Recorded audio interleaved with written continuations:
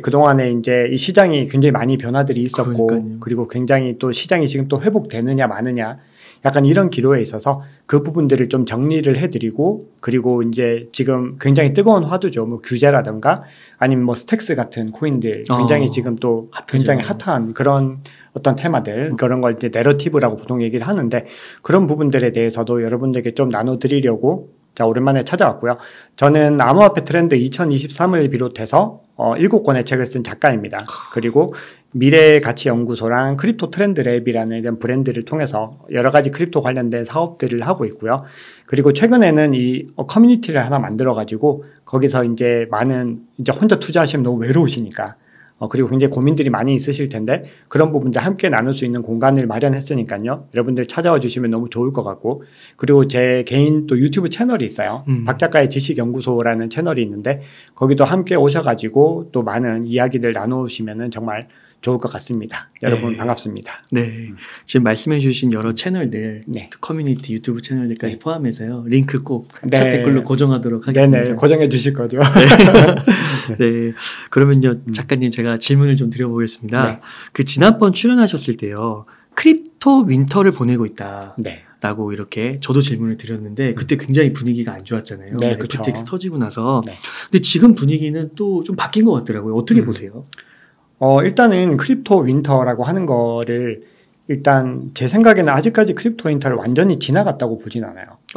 근데 이거를 약간 좁은 의미에서 크립토 윈터를 해석을 하게 됐을 때는 어느 정도 이제 궤도가 조금 벗어나고 있는 거는 맞아요. 지표상으로는 그런데 이게 우리가 이 암호화폐 투자는 좀 보수적인 관점으로 해석을 해야 되거든요. 자, 그렇게 봤을 때는 아직까지는 크립토 윈터의 어떤 연장선상에 있다 이렇게 볼 수가 있고요. 근데 그래도 좀 다행인 거는 이제 뭐냐면 지금이 뭐 초겨울이나 한겨울은 아니에요. 이제 지금 조금씩 벗어나서 이제 봄으로 좀 다가가고 있는 그런 시기인 거는 맞는 것 같다. 네. 그렇게 좀 조심스럽게 말씀을 드려봅니다. 네. 네. 그러면 혹시 그 비트코인이 네. 그 연초 대비해서 또 많이 올랐잖아요. 네. 전 저점까지 떨어질 수 있는 가능성은 높다고 보세요? 그거는 지금 이제 두 가지의 상황들을 봐야 되는 거죠. 우리가 작년에 이제 가상자산이 좀 역대급으로 또 많이 하락했던 이유 자체가 두 가지 원인이 동시에 작용을 했던 거죠. 첫 번째는 이제 여러분들 너무 많이 들으셔가지고 조금 지겨우실 텐데 매크로 거시경제 이야기를 하시죠. 근데 지금 이제 상황이 작년에 비하면 굉장히 많이 좋아진 건 맞아요. 많이 좋아졌는데 이게 아직까지 완전히 인플레이션을 뭐 탈출한 건 아니죠. 근데 이걸 뭐 여러 가지 감안하더라도 어쨌든 이게 연말까지 이제 하반기까지 갔을 때는 좋아질 가능성이 더 높다라는 건데 이 내후 외환이라고 해서 이 내후에 해당되는 이 내부 상황은 조금 더 봐야 되는 부분이 있어요. 크립토 시장이 내고요. 그렇죠. 왜냐하면 이 규제에 대한 이슈들이 또 조금씩 더 움트고 있는 거죠. 그래서 이 규제라고 하는 거는 사람들이 다 악재라고만 생각하기 쉬운데 사실은 이거는 악재이면서 호재이기도 하거든요. 그래서 이 규제가 좀 이 산업에 굉장히 좋은 방향으로 발전을 했을 때는 이게 기관 투자자들이 많이 유입이 돼요. 그래서 이게 훨씬 더 안전한 자산으로 취급받기 때문에 이게 호재가 되는 건데 만약에 지금 어떤 SEC의 지금 어떤 그런 분위기처럼 만약에 그렇게 계속 진행이 됐을 때는 시장에 또 단기적으로는 타격을 줄 수 있을 여지가 남아있죠. 그렇기 때문에 어떻게 될지에 대해서 이거를 뭐 섣불리 판단하기는 조금 어려운 상황인 거죠. 네. 그렇군요. 네. 그러면은 지금 크립토 윈터를 벗어나고는 있다. 네. 그렇게 말씀을 해주신 거고. 네네. 그리고 바닥은 나왔다고 보신다. 일단은 이 바닥에 대한 지점도 제가 이제 이따가 좀 여러 가지 데이터들을 좀 말씀을 드릴 거예요. 우리가 이 시장에서 좀 바닥을 짚는 지표들은 대부분 온체인 데이터거든요. 온체인 데이터 기반으로 짚는데 그게 굉장히 많은 지표들이 있는데 그 중에서 좀 많이 활용할 수 있는 것들을 제가 몇 가지 소개를 해드릴 거예요. 네. 이제 그러니까 그 지표상으로는 바닥을 찍고 좀 올라가는 듯한 분위기인데 거기에는 이제 변수가 있다는 거죠. 그런 변수들이 충분히 나올 수 있고 그리고 이제 그걸 감안하더라도 지금 이제 무릎 어딘가 정도에 있다라는 거는 맞는 것 같아요. 그래서 무릎. 이게 무릎 보통 이제 투자의 명언 중에 이런 게 있죠. 무릎에서 사서 네, 어깨에서 팔아라 뭐 이런 얘기를 하는데 뭐 무릎 뭐 전후 정도 되는 거니까 아직까지는 이제 저평가되어 있는 구간들이 건 맞다. 이렇게 말씀드릴 수 있겠죠. 그러면은 조금 이따가 그 비트코인하고 이더리움까지 네. 좀 한번 봐주시면 좋겠습니다. 네네. 네. 그러면은 그 주식시장 잠깐 한번 얘기를 드려보면 네. 막 그 주식시장도 되게 작년 연말부터 연초까지 되게 논쟁이 많았던 게 네. 뭐 상고하저냐, 상저하고냐 막 논쟁이 많았는데 네.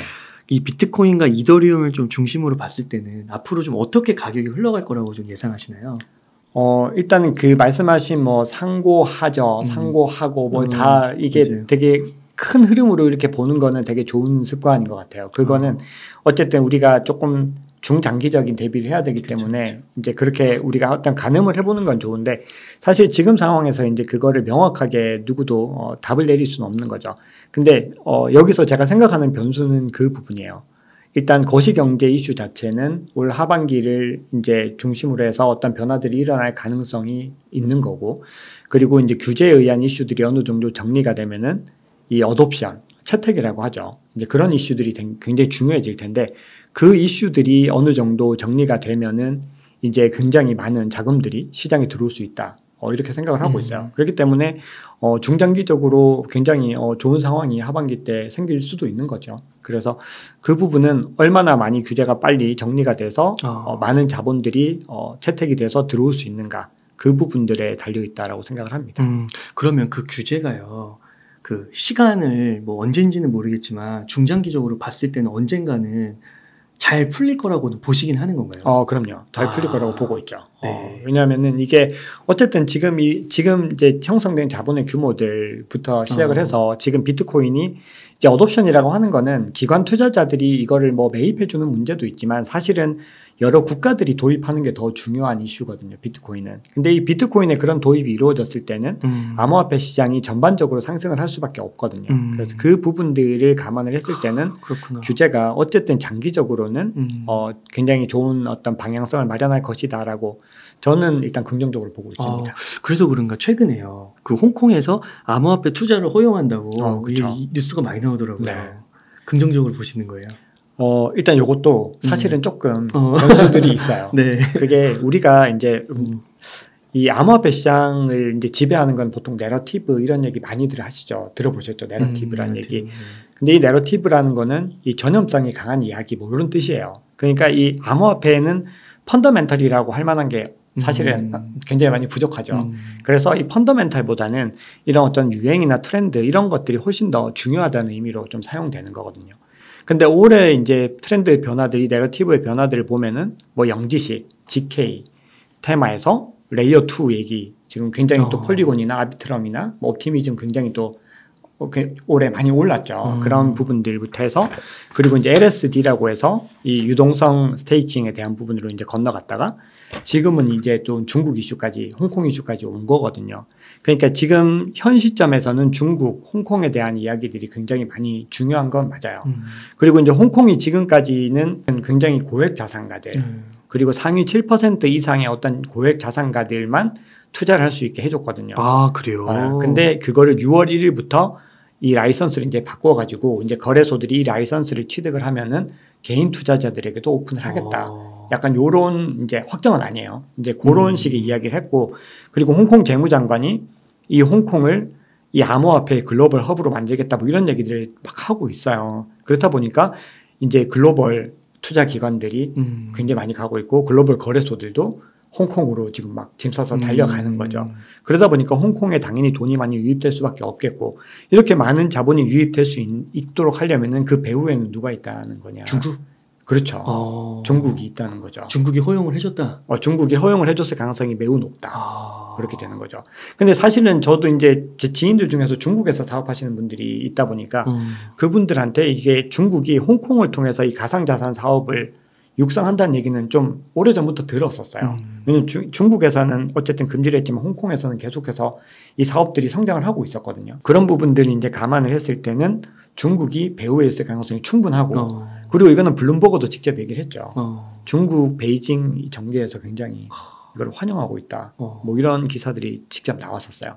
그러니까 이런 전체적인 분위기를 봤을 때 중국이 없이는 이런 일은 일어날 수 없다. 이런 분위기인 것 같아요. 아, 그렇군요. 네. 그 또 중국뿐만 아니라 또 남미로 가면은 브라질도 암호화폐 허용한다고. 그렇죠. 맞아요. 제가 아까 말씀드렸던 어돛션 이게 이제 국가들이 받아들이는 게 가장 중요하다. 이게 채택인 거죠? 네, 채택이에요. 채택, 도입 뭐 이런 뜻인 거죠. 음. 남미 국가 중에서 뭐 다들 아시지만 엘살바도르 같은 경우는 법정화폐로 가장 먼저 도입을 했죠. 근데 이 가격이 떨어지니까 이 대통령에 대한 막 나쁜 여론이 되게 많았거든요. 근데 지금 기사를 찾아보면은 약간 국가의 영웅 같은 그런 그래요? 분위기가 돼요. 가장 부정부패가 없는 나라 뭐 이런 얘기들이 그래요? 나오고 있고, 그리고 굉장히 이 사람의 승부수가 굉장히 통했다는 기사들이 지금 막 또 분위기가 반전이 돼요. 그렇구나. 그리고 이번에 이 엘살바도르 같은 경우는 비트코인으로 채권을 발행해요. 이게 또 합법화가 됐거든요. 근데 엘살바도르는 굉장히 작은 나라인데 이 브라질 같은 그럼요. 경우는 남미의 대장이면서 그 뭐 세계 뭐 10위권 명목 GDP 12위. 12위. 네, 경제 대국이거든요. 근데 이 나라가 법정 화폐는 아니지만 어쨌든 비트코인 결제를 합법화를 하면서 굉장히 어떤 그 남미 전체로 이게 많이 번질 수 있는 기반을 마련을 했고, 그리고 러시아 같은 경우도 국제 무역에서 암호화폐를 합법화하겠다고 얘기를 했잖아요. 근데 이번엔 또 중국이죠. 근데 이 세 개 나라가 또 어디에 소속돼 있냐면은 브릭스 소속 국가들이거든요. 네. 근데 이 브릭스가 지금 이제 미국의 저항을 해서라고 할까, 어쨌든 미국과의 대척점에서 굉장히 많이 성장을 하고 있잖아요.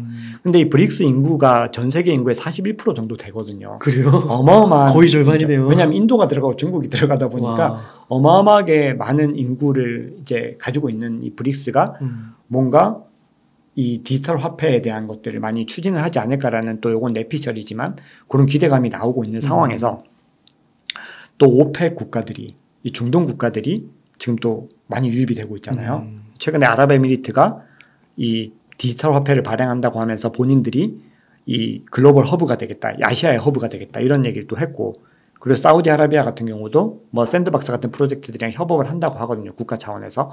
이런 이야기들의 전체적인 흐름들을 보면은 이제 국가적인 도입 자체는 굉장히 많이 일어나고 있는 게 분명한 거고, 그리고 이게 특징을 보면은 미국과는 상당히 대척점에 있는 나라들이잖아요.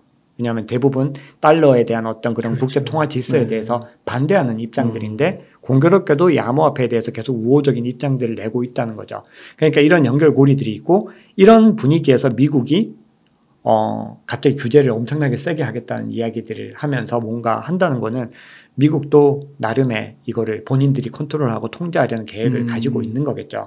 그러니까 이거를 결국은 미국이 뭐 막고 싶다고 해서 그냥 없애 이렇게 할 수 있는 건 아니라는 거죠.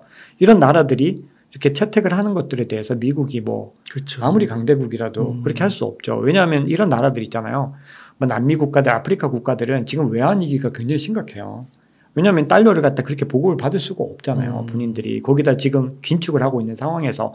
그렇게 되면 이런 나라들이 어떻게 이런 상황들을 해결할 수 있는 가장 좋은 해결책이 현재로서는 비트코인이라는 어떤 이론적인 얘기들이 있는 거거든요. 그래서 올해 이제 굉장히 중요한 이슈로서 이 채택이 계속해서 거론되는 이유는 그런 부분들에 좀 있는 것 같아요. 그러니까 이게 글로벌의 뭔가 패권, 힘을 가지려면 통화가 그렇죠. 핵심이고, 그렇죠. 기존에는 달러가 중심이었는데 그걸 무너뜨리지 않으면, 그걸 약하게 만들지 않으면은 말씀하신 그런 브릭스 국가들이 입지가 어떻게 보면 휘둘리는 거잖아요. 종속된 거잖아요. 그렇죠. 근데 그게 어떻게 보면은 이 나라들이 이제 그러다 보니까 본인들이 다 자기들 나름의 그렇죠. 통화책을 다 갖췄죠. 스위프트 말고 이제 본인들 유럽도 가지고 있고, 뭐 중국도 가지고 있고, 러시아도 가지고 있고, 다 가지고 있는데 이제 이거를 브릭스에서 사용할 수 있는 것들로 이제 통합을 하려는 건데, 그게 지금 뭐 비트코인이 될 거라 이거는 너무 많이 간 얘기인 거고요. 지금 현재에서 가장 단기적으로 쓸 수 있는 건 디지털 위안화예요. 그래서 굉장히 중국이 CBDC에 굉장히 좀 열심히 했던, 이 총력을 다했던 이유는 이 기회에 스위프트 이외의 세계에서 본인들의 이 위안화를 갖다 가지고서 기축통화를 만들어 보자라는 건데, 이게 장기적으로 봤을 때 그렇게 되면 또 중국이 너무 중점을 가지고 가게 되는 거잖아요. 그러니까 중립적인 뭔가. 너무 중립적인 게 필요한 거죠. 그래서 그런 얘기들이 나오고는 있는데 그게 어떤 게 될 것인지는 알 수 없는데 어쨌든 디지털 화폐로의 전환들이 일어나게 되고, 거기서 이제 비트코인이란 이런 것들이 어떻게 활용될지에 대한 거는 또 계산이 필요한 부분들인 거죠. 그러니까 최근에 러시아 같은 경우는 국제 무역에서 암호화폐를 허용하겠다 이런 얘기들을 하는 게 전혀 계산 없이 하는 얘기들이 아니란 거죠. 물론 이런 얘기들은요, 사실 아직까지는 상당 부분은 뇌피셜은 있어요. 굉장히 중간이 많이 왜곡되고 건너뛴 부분이 있는데, 어쨌든 장기적인 방향성에서 이 화폐의 어떤 그런 경쟁들, 전쟁들은 실제 지금 일어나고 있고 굉장히 중요한 이슈로 앞으로도 계속 될 것이다. 이런 얘기를 할 수가 있죠. 그러니까 말씀하신 대로 그렇게 40%를 넘는 인구, 있는 그 경제권이 묶인다고 했을 때 그렇죠. 미국의 입장에서 볼 때는 위협이 되니까 엄청 위협이 되죠. 그러니까 자꾸 이렇게 암호화폐 자신들도 들어와서 규제하려고 하고 컨트롤 아래 두려고 그렇죠. 하고. 컨트롤 아래 두려고 하는 거죠. 이 보면은 이게 제임스 리카즈라는 분이 쓴 제 은행이 멈춘 날 책에도 보면은 그 BIS 같은 국제결제은행이 미국의 금융기관을 갖다 컨트롤하기 위해서 그 수장들을 갖다가 막 불러요. 불러가지고 막 굉장히 본인들 통제 아래 두려고 하는 그런 것들이 실제로 다 기록이 되어 있거든요. 그러니까 지금 미국 입장에서는 이렇게 암호화폐가 다른 나라들에서 이렇게 뭔가 계속 되는 것들 자체를 그냥 방관할 수는 없는 상황인 거고, 그리고 미국이 다른 건 다 봐줘도 이 달러에 이게 또 완전히 이게 뭐래 대드는 거 이런 거는 굉장히 좀 싫어하죠. 그래서 이게 중국과 사우디아라비아가 굉장히 친해지고 있더라도 미국이 다른 건 다 참아줘도 이 위안화를 통해서 석유 결제를 하는 것만큼은 못 봐주겠죠. 그래서 그런 부분들을 다 감안했을 때 어쨌든 이 통화에 대한 질서들은 모든 나라들이 그 무엇보다도 가장 중요하게 생각하는 거다. 이거는 뭐 명확합니다. 너무 흥미로운데요. 그렇죠. 네, 너무 이게 스펙타클하고 이게 스케일이 달라. 스케일이 다르죠. 그러니까 이거를 그냥 우리는 투자 자산으로 그냥 사고 파는 거에 자꾸 집중이 되는데 그것과 무관하게 이미 국제 사회에서는 이런 것들이 계속 일어나고 있다는 거죠. 근데 이거는 뭐 안 믿더라도 지난번에도 말씀드렸는데 믿건 안 믿건 일어나는 일들인 거고 우리가 알지 못하는 것들일 뿐이라는 거죠. 얼마나 물밑에서 치열하게 서로 계산을 하고 있겠어요. 그리고 SEC가 이렇게 갑자기 나온다는 게 뭔가 하루아침에 그렇게 된 건 아니죠. 그렇죠. 뭔가 본인들이 엄청나게 많은 계산들과 테스트를 거쳐서 지금이다 이런 것들을 한 거죠. 어떻게 보면 다 계획이 있구나. 약간 이런 걸 많이 느끼게 되죠. 네. 그래서 그런가. 그 최근에 월가에서도 그 FTX 터진 다음에요. 막 제도권 같은 데서 이렇게 막 뭔가 거래소 같은 거 맞아요. 만든다고 EDXM 거래소. 그런 게 다 그렇게 좀 같은 맥락이라고 볼 수 있는 건가요? 제가 최근에 이제 토큰 포스트라는 매체랑 디지털 에셋이라는 매체에 이제 칼럼을 기고를 하고 있어요. 네. 근데 토큰 포스트 이제 가 보시면은 제가 그 EDXM에 대해서 써놓은 칼럼이 있어요.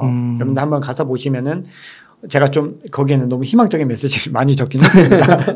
그게 그리고 팍소스의 어떤 그 규제가 지금 하기 전에 제가 쓴 칼럼인데 그래도 뭐 전체적인 흐름에서 제 생각은 변하진 않아요. 근데 이 EDXM이라고 하는 게 그거죠. 이제 지금 SEC의 어떤 분위기와는 반대잖아요. 이 월가주도 거래소에서 이 가상자산 거래소를 만들어서 이 비트코인, 이더리움, 그리고 비트코인 캐시랑 라이트코인까지 이 4개를 거래를 할 수 있게 해준다는 거거든요. 보시면 가장 안전한 코인이죠. 그렇구나. 이더리움은 약간의 좀 의구심이 남아있지만 대부분 다 가장 안전하고 SEC에서도 가장 반길 만한 코인들이에요. 그래서 이것만 거래를 하게 해서 기관 투자자들을 유입시킨다는 건데 그러니까 제 논리는 그거죠. 그걸 통해서 이제 이 궁극적으로 이루려고 하는 1차적인 어떤 과정은 아마도 현물 ETF 승인을 위한 포석이 아닐까 그렇게 생각을 하거든요. 그래서 칼럼 읽어보시면은 이 선물 ETF는 이미 하고 있는데 이게 왜 지금 현물 ETF가 돼야 되는지에 대한 논리를 말씀드린 거거든요. 근데 여기서 좀 흥미로운 얘기가 하나 있어서 많은 분들이 또 모르시는 부분들이 있어서 제가 좀 하나 짚고 넘어갈 게 있는데 우리가 선물 ETF 승인됐을 때 다들 너무 좋아했거든요. 드디어 제도권으로 유입됐다. 그렇죠. 제도권으로 유입된 건 맞는데 선물 ETF가 처음에 프로쉐어스인가요? 그 처음 승인됐을 때 가격을 보시면은 그때가 비트코인 최고 고점이었어요. 그리고 선물 ETF가 나오자마자 지금까지 계속 하락해요. 그러니까 최고 정점에서 선물 ETF를 승인했다라는 거는 뭔가 또 큰 그림이 있는 거죠. 뭔가 너무나 큰 상승세에 대해서 선물은 이제 숏이 있잖아요. 그런 것들을 가지고 좀 컨트롤하려고 하는 그런 미국 당국의 어떤 의지들 그런 부분들이라고 해석이 된다면 지금 현물 ETF가 만약에 월가주도 거래소를 통해서 뭔가 어떤 기반이 마련된다고 하면은 이제는 상승장에 대한 부분들이 가능성이 있다라고 저는 그렇게 믿고 있습니다. 예, 그렇게 생각을 하고 장기적으로는 아마 그렇게 되겠죠. 네. 그렇군요. 네.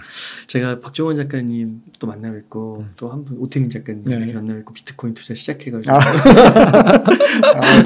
이제 처음에 물렸다가 지금 다 수익권으로 또 지금 가셔가지고 이제 수익권을. 근데 저는 그 개인적으로 비트코인이나 암호화폐 이게 너무 흥미로운 것 같아요. 물론 이제 제 자산이 걸려 있어서 좀 힘들 때도 있고 물론 그런 게 있지만 이게 스케일이 연결될 때마다 그리고 하루하루가 이게 뉴스가 너무 그러니까 그런 얘기 하셨잖아요. 주식시장이 10년에 벌어지는 일이 1년에 벌어지는 거잖아요. 네. 그러니까 그게 느껴지니까. 진짜 맞아요. 네. 그 변동성이 비교할 수 없는 변동성인데 그리고 아무것도 아닌 것 같은데 갑자기 떨어지고 아무것도 아닌 것 같은데 갑자기 막 치솟아 오르고 이런 것들이 되게 많이 있죠. 그래서 진짜 이 시장에서는 변동성을 이기고 지금 웅달님처럼 그런 걸 좀 즐기고 재밌어요. 재밌고 그 것이나 이런 게 그쵸. 너무 재밌으니까. 맞아요. 그래야지 버틸 수 있는 시장이라고 저는 생각을 해요. 네. 그래서 공부가 다른 게 공부가 아니라 사실은 이런 접근법이 진짜 공부라고 저는 생각을 해요. 그러니까 차트를 보고 하는 것도 굉장히 중요한 얘기고 어쨌든 중단기적으로는 굉장히 중요하지만 더 장기적으로 봤을 때는 이런 것들이 훨씬 더 저는 중요하다고 생각을 하고 있죠. 네. 그래서 요즘에 뭐 지정학 관련된 거, 글로벌 패권 뭐 이런 것들도 더 중요하죠. 새로운 각도에서 보게 되고 재밌는 맞아요. 것 같습니다. 박정환 작가님 덕분입니다. 너무 저도 되게 많이 배워요. 진짜로. 앞으로 10배우를 암호화폐에 투자하라. 네. 그리고 암호화폐 트렌드 2023. 네. 많은 분들이 읽어주시면 감사할 것 같습니다. 아까 그 시장에서 좀 바닥이나 천정을 좀 확인할 수 있는, 가늠해 볼 수 있는 지표가 있다고 하셨는데 네. 그거 한번 알아볼 수 있을까요? 네네. 그러면 지금부터는 이제 화면을 저희가 좀 보면서요. 지표들을 좀 한번 보도록 하겠습니다. 네. 네, 여러분 그 지표들 보기 전에 제가 또 하나 먼저 말씀드리면은 이런 지표들에 대한 부분들이나 여러 가지 것들을요 저희 또 커뮤니티에서 공유를 하고 있어요. 네. 그래서 저희 웅달 대표님께서 이제 커뮤니티 경로를 또 알려주시고 하실 텐데 제 채널이나 커뮤니티에 오셔가지고 또 궁금한 것들을 여쭤보시면은 또 많이 답변을 해드리고 또 서로 여러 가지 정보들을 교류할 수 있으니까 꼭 한번 찾아주시면은 좋을 것 같습니다. 그 커뮤니티에 한 1000분 계시잖아요. 네, 지금 한 1000명 정도 와, 계시는데 아마 맞습니다. 이 커뮤니티를 또 새롭게 만들어야 돼요. 그래서 1번 방은 아마 거의 다 대부분 이제 찾으실 것 같고 이제 새로운 방들을 계속 만들어서 많은 분들에게 좀 그런 정보들을 이제 전해드리려고 합니다. 저희는 이걸 통해서 어떤 수익을 하거나 그런 것들은 전혀 지금 없고요. 이건 순수하게 많은 분들과 좀 함께하면서 좀 소통을 하고자 하는 그런 목적이 있다는 거 먼저 말씀을 드릴게요. 네. 이제 첫 번째는 이미 말씀을 드렸죠. MVRV 지표에 대해서는 이미 저희가 말씀을 드렸어요. 그래서 MVRV 지표 이렇게 보시면은 이렇게 자 우리가 크립토 윈터가 요 구간이에요. 요 구간이 크립토 윈터 구간인 거죠. 그래서 MVRV를 1을 기준으로 했을 때 1보다 아래에 있을 때를 크립토 윈터라고 하고 지금 보시면 이미 좀 많이 올라갔죠. 그래서 샀어야 되는구나. 그렇죠. 이때 많이 매입을 하셨어야 돼요. 그때 얘기해 주셨는데. 그렇죠. 제가 1 밑으로 왔을 때 사라고. 1 밑으로 왔을 때 사라고 그 말씀드렸던 게 맞죠. 근데 이게 사람들이 가장 많이 활용하는 지표예요. 그리고 이게 사실 가장 정확하고 장기적으로 봤을 때는 그래도 일치하는 확률이 가장 높아요. 근데 물론 이게 대부분의 지표가 좀 비슷한 방향을 가리키고 있어요. 왜냐하면 다 온체인 데이터를 기반으로 하기 때문에 비슷한 걸 가르치고 있는데 어쨌든 MVRV는 이런 의미예요. 그러니까 이거는 어떤 의미냐면은 MV라고 하는 거는 마켓 밸류예요. 마켓 밸류는 지금 시가총액이죠. 지금 시가총액이고 RV는 리얼라이즈드 밸류라고 해서 한 지갑에서 다른 지갑으로 이동을 했을 때 그 마지막 거래 값을 갖다 다 환산을 한 거예요. 그렇게 되면 이거는 평단의 개념이 되거든요. 그러니까 현재 시가총액과 평단을 비교를 해가지고 지금이 어느 정도 수익권이 나 있는 상태인가를 환산을 하는 거예요. 그렇게 해서 경험적으로 봤더니 1에서 이게 경계가 되더라. 이런 의미로 해석을 할 수가 있거든요. 자, 그리고 이제 두 번째로 요거를 조금 더 디테일하게 만든 지표가 있습니다. MVRVG 지표라는 게 있어요. 이거는 이제 어떤 의미냐면은 MVRVG니까 MVRV 지표인 거죠. 근데 이거를 이렇게 손바뀜을 다 고려를 하다 보니까 너무 극단적인 값들이 있잖아요. 그렇죠? 너무 좀 치우친 그걸 갖다가 이제 제거를 해주는 거예요. 아웃라이어를 뺀 거군요. 그렇죠. 그래서 그 두 가지를 제외해서 이 표준 편차를 적용해가지고 뭔가 더 정교하게 만들어준 거예요. 근데 요거는 이제 0을 기준으로 합니다. 그래서 이게 보시면은 요것도 표시를 좀 해드리면 여기 이 크립토 윈터였던 시기에는 다 이렇게 되죠. 다 0 밑으로. 요건 기준이 0입니다. 0. 그래서 이 블루존이죠. 여기. 그래서 최근까지 내려가 있었는데 요거 또 최근에 올라온 게 보이시죠. 여기. 이렇게 확인을 하셔가지고 이 0에서 멀어질수록 바닥에서 멀어진다라는 거예요, 결국은. 그래서 지금 시즌에서 제가 처음에 말씀드렸던 것처럼 크립토 윈터 구간이라고 보지만 크립토 윈터를 좁은 의미로 적용하면 그 구간을 좀 지나갔다라고 하는 이유가 여기 있습니다. 그래서 아무튼 이 지표로 봤을 때도 우리는 굉장히 크립토 윈터 지나가고 있다는 걸 볼 수가 있고요. 그 다음 이제 보여드릴 지표는 CVDD라는 지표예요. 이거는 이제 어떤 의미냐면은 CD라는 게 있고 CDD라는 게 있어요. 이거는 CD는 이게 코인 데이즈라고 해서 코인을 얼마나 보유하고 있었냐라는 거예요. 누군가 한 지갑에서 이 지갑으로 옮겨와서 이걸 얼마나 오랫동안 가지고 있었는지를 코인 데이즈라고 하고, CDD라는 거는 코인 데이즈 디스트로이드예요. 그러니까 파괴된 거예요. 그러니까 만약에 한 지갑에서 일주일을 가지고 있었는데 이거를 다른 지갑으로 옮겨가면 이 7일이 파괴되는 거잖아요. 그렇죠? 이거를 환산을 해준 거예요. 이걸 가지고 이제 본인들 내부의 어떤 그런 수식을 가지고 계산을 해줬을 때 이 CVDD 이 차트가 지지선 역할을 기가 막히게 해줬다라는 거예요. 이제 보시면은 바닥 지점에서 다 여기를 딱 치고 올라가거든요. 지금까지는 예외가 없었어요. 이게 윌리우라고 하는 이 트레이더가 만들어서 이렇게 보급을 한 건데 본인들이 경험적 데이터로 이걸 갖다 환산을 해준 거죠. 여기 보시면은 이 작년 11월에 여기를 찍고 이렇게 올라가요. 이렇게 올라가거든요. 이건 너무 가파르게 그렸다. 그래서 요 지표들을 가지고도 얼마나 멀어지고 있는지를 알 수가 있어요. 되게 흥미로운 지표들이. 저 두 개가 붙을 때 사라는 거예요? 그렇죠. 붙을 때가 지금까지는 가장 바닥이었다는 거예요. 그래서 앞으로도 이게 지금은 여러분들 이제 크립토 윈터 지나간다고 하지만 앞으로 크립토 윈터가 또 계속 오겠죠. 어차피 이 시장은 변동성이 크기 때문에요. 지금 알아두시고 기회가 올 때 잡기 위해서는 여러분들이 지금 이제 온체인 데이터에 대해서 좀 익숙해지는 게 중요할 것 같아서 소개를 해드리는 거고, 근데 전제 조건은 이거는 만능이 아니다. 이걸 가지고 뭐 100% 다 해석을 해서는 안 되고 어쨌든 지금까지 경험적 데이터 상으로는 굉장히 좀 잘 들여맞았다라는 거 말씀을 드립니다. 자, 이제 이거는 퓨얼 멀티플이라는 거거든요. 이건 뭐냐면은 이 채굴에 대한 거예요. 우리가 보통 채굴에 대한 지표하면은 채굴 난이도와 해시레이트를 얘기를 하죠. 근데 이 채굴 난이도와 해시레이트는 이 지금 비트코인 가격과 상관없이 계속 상승세예요. 이게 왜냐면은 이 ASIC 그 채굴기가 보급된 이후로 이 북미 지역에는 굉장히 기업형 그런 채굴장이 많기 때문에 해시 파워는 계속해서 늘어났거든요. 그래서 그런 이유들로 해시레이트는 계속해서 상승을 했어요. 그만큼 굉장히 그런 연산력이 좋아졌다라는 의미인데요. 이걸 가지고 이 채굴자들이 이 시장에 이거를 풀까? 그러니까 이 본인들이 채굴한 거를 시장에 풀어낼지 아니면은 계속 가지고서 버틸지를 계산을 해가지고 크립토 윈터를 찾아내는 지표거든요. 이걸 보시면은 불장이었을 때를 한번 보면은 불장이 아니고 이제 크립토 윈터 지난 걸 한번 볼게요. 여기 요 기준이 한 0.6 정도 돼요. 여기 퓨얼 멀티플이 여기입니다. 여기가 한 0.6 정도 대략 되는데 요 이하로 왔을 때 요 구간이 크립토 윈터였다는 거예요. 그게 왜 그러냐면은 자 보세요. 불장이 왔을 때는 이 사람들이 이 채굴을 하게 되면은 굉장히 단가가 좋을 거 아니에요. 그렇죠? 왜냐하면 비트코인 가격이 계속 오르니까. 그렇게 되면은 이 채굴자들은 이 가격이 오른 비트코인을 어떻게 하겠어요? 시장에 매도하겠죠. 그래서 불장이었던 시기를 보시면 이렇게 퓨어 멀티플이 되게 높았던 시기에는 매도를 해가지고 이렇게 가격이 내려간다는 거예요. 여기도 보시면 이렇게 높았던 시기에는 가격이 내려가죠. 그러니까 요때가 불장인 거예요. 두 번. 지금까지 이제 불장이 왔었던 그 시기. 요때도 일종의 불장이었던 거죠. 이거 완전히 치솟진 않았지만. 근데 반대로 지금 같은 이 시기에는 어떻게 되겠어요? 이 채굴에 대한 그 이득이 굉장히 낮겠죠.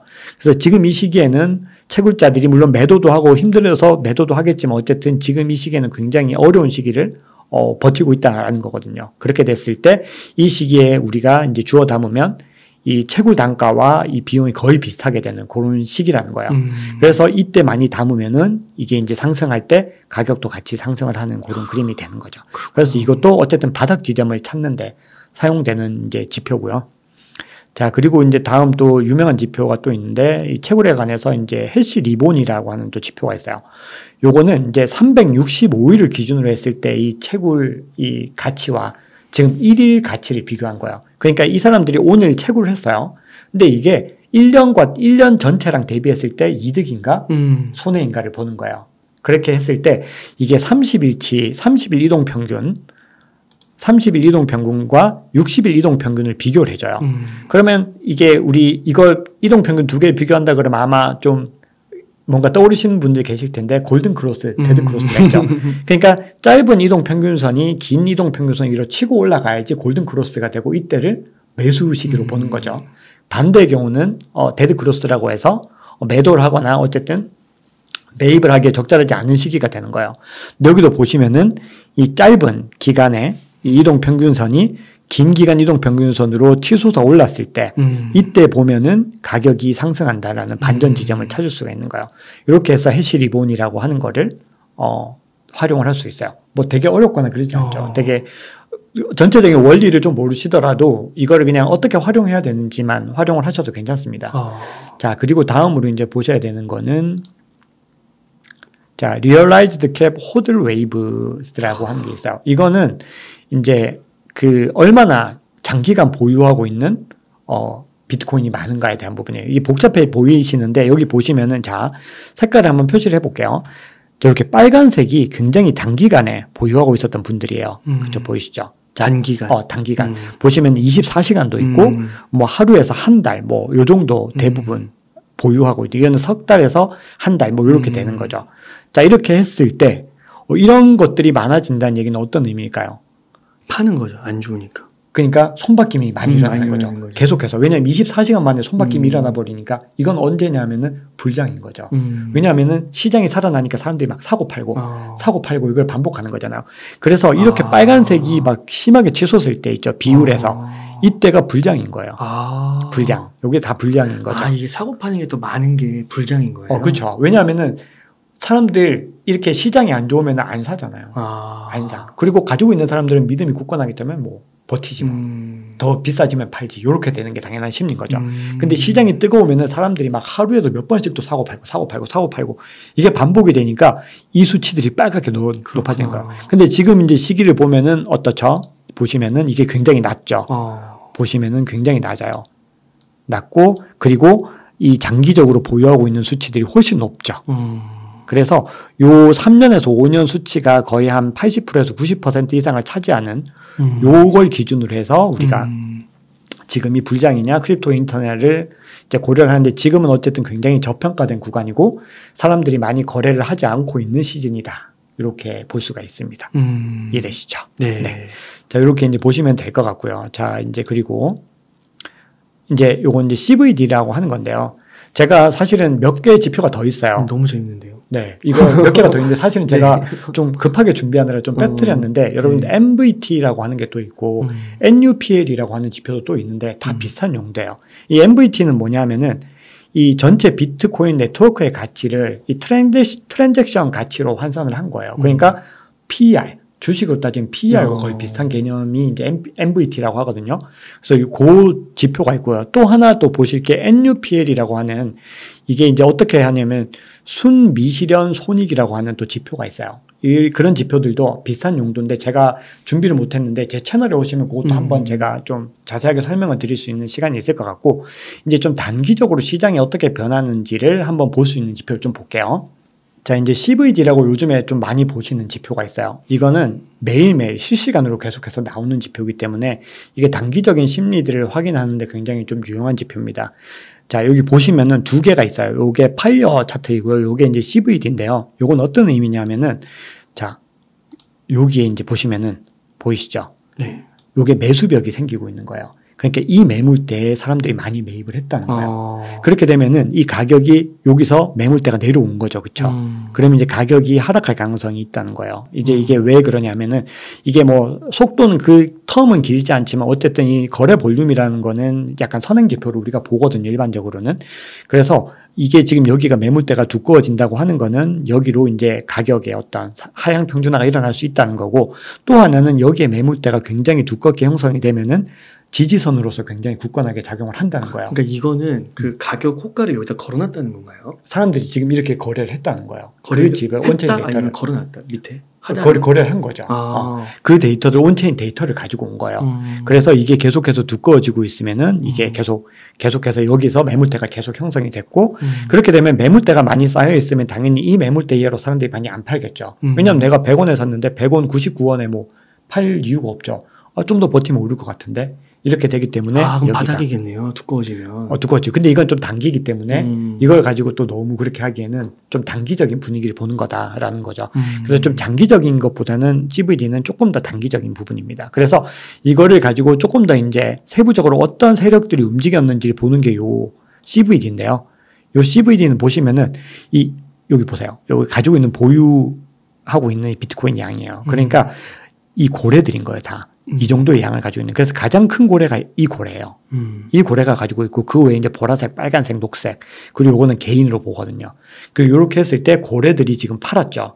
이런 움직임이 나타나면은 하락할 가능성이 또 높다고 이제 보는 거죠. 이걸 가지고 물론 이걸 가지고 샀다 팔았다를 반복하면 안 되는데 전체적인 시장이 어떤 식으로 지금 흘러가고 있는지를 보고서 우리가 결정을 할 수가 있는 거죠. 그래서 도움이 된다라는 부분이고, 그리고 이 지표 같은 경우는 여기 요 사이트에서 볼 수 있어요. Material Indicators라고 하는 여기인데 굉장히 비쌉니다.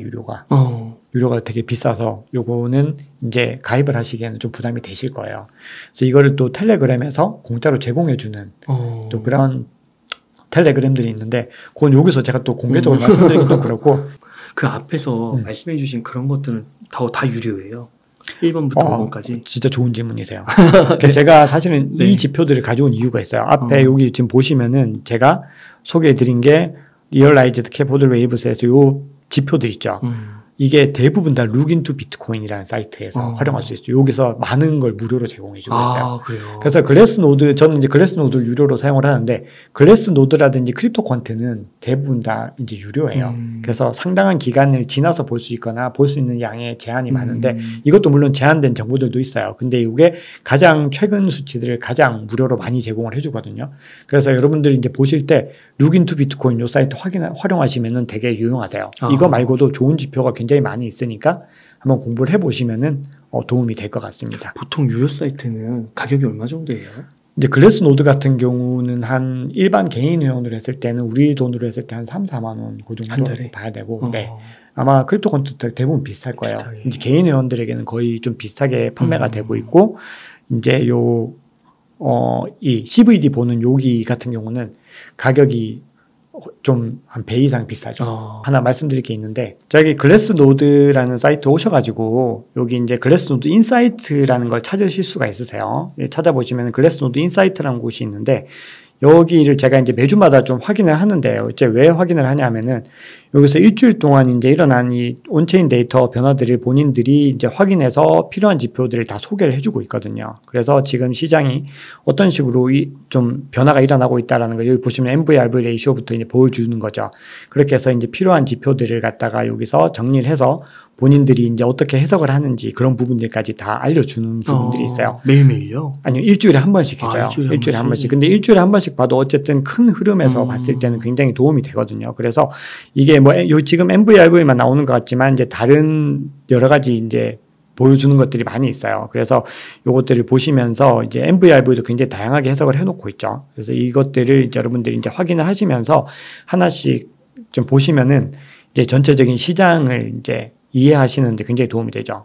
보시면은 이제 인베스터 터닝 포인트라고 해서 여기도 지금 굉장히 어떤 지표들을 많이 이제 알려주고 있는 거죠. 그래서 여러분들이 이런 것들 활용을 하시고, 그리고 트레이딩 뷰라든지 아니면 크립토 퀀트에서도 이런 비슷한 인사이트들이 제공을 해주니까요.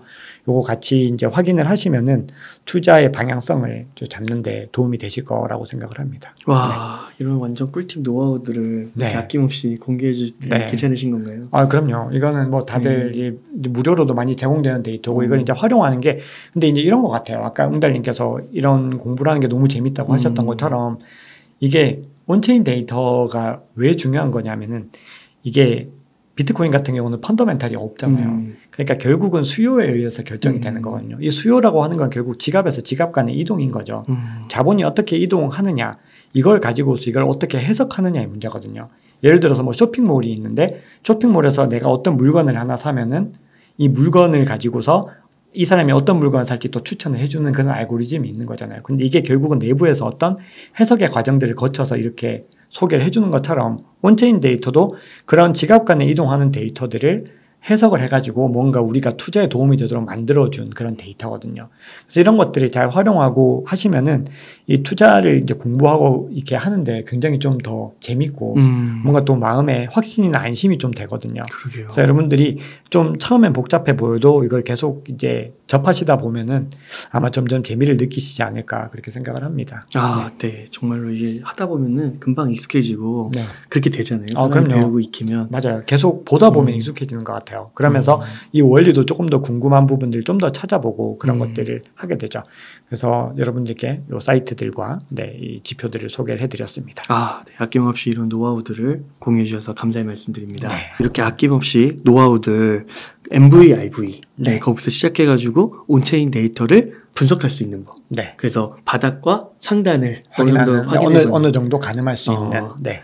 이런 것들도 커뮤니티 카톡 그럼요. 오픈 채팅방에서 막 나눠주시고 그러네요. 네, 오픈 채팅방에서도 공유를 하고 그리고 제 유튜브 채널 또 오시면은 계속해서 이제 매일매일은 아니더라도 일주일에 몇 번 정도 이제 좀 시장의 흐름을 좀 공유를 드리려고 합니다. 저도 이제 좀 더 많은 이제 구독자분들, 시청자분들과 이제 어떤 소통을 하기 위한 노력들을 계속해서 이제 늘려나가고 있죠.